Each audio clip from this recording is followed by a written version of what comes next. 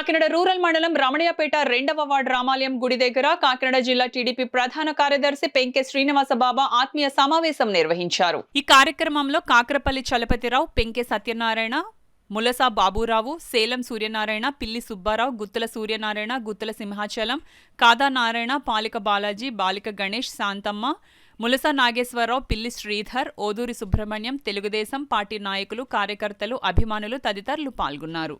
వేరే వాళ్ళకి కమిటీ వేస్తుంటే అయినా నేను బాధపడలేదు, కానీ ఒక మాట నాకు చెప్పాలి కదా అని అనుకున్నాను.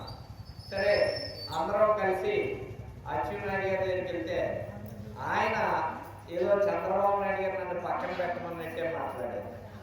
ఇదేంటిది, కష్టపడినందుకు పక్కన పెట్టమనడం ఏంటి, ఇవ్వకపోతే ఇవ్వకపోయారు, పార్టీ చేయండి అంటారు ఎవరైనా, పక్కన పెట్టమనడం ఏంటి అంటే నేను చేసిన కార్యక్రమాలు ఆయనకు తెలుసో లేదో అన్న డౌట్ లేదు. దాని గురించే ఒకసారి ఆయన్ని కలాలని అందరినీ అడుగుతున్నాను. ఇప్పటికి వచ్చి ఆ దారి ఏమీ కనబడతలేదు.